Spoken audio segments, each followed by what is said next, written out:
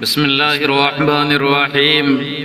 صرف 5 منٹ کا مدرسہ قرآن و حدیث کی روشنی میں 5 ربیع الاول نمبر 1 اسلامی تاریخ۔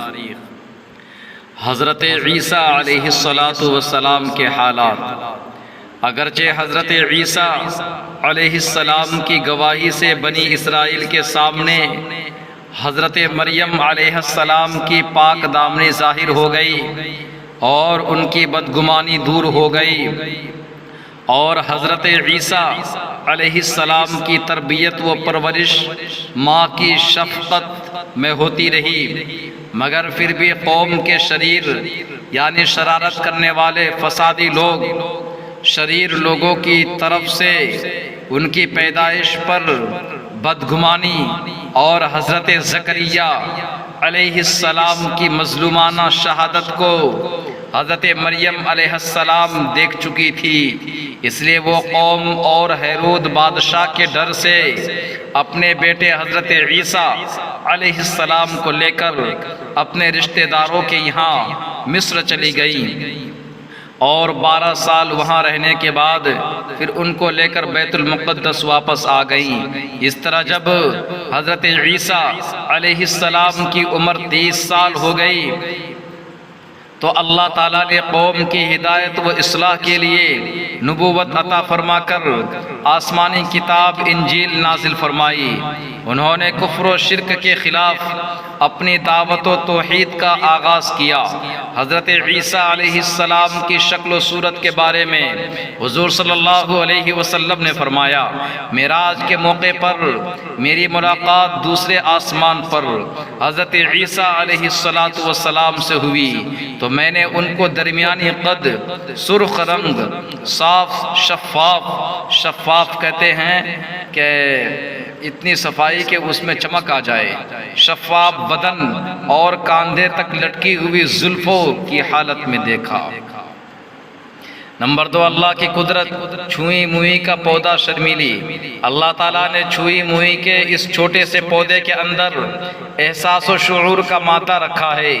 اگر کوئی آدمی اسے چھوتا ہے تو اس کی پتیاں سکڑ جاتی ہے، پھر تھوڑی دیر بعد وہ پتیاں پھر سے پھیل کر تن جاتی ہے۔ آخر چھوئی موئی کے اس پودے میں شرم و حیا کا احساس کس نے پیدا کیا ہے؟ یہ اللہ ہی کی قدرت ہے جس نے اس پودے کے اندر احساس و شعور کا مادہ پیدا کیا ہے۔ نمبر 3، ایک فرض کے بارے میں قضا نمازوں کی ادائیگی۔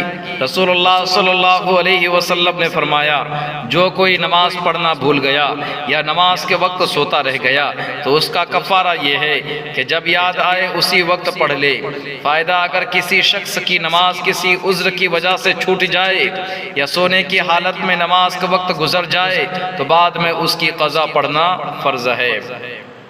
نمبر 4، ایک سنت کے بارے میں گھر کے کام میں ہاتھ بٹانا۔ حضرت عائشہ رضی اللہ عنہا سے پوچھا گیا کہ گھر میں حضور صلی اللہ علیہ وسلم کیا کام کرتے تھے؟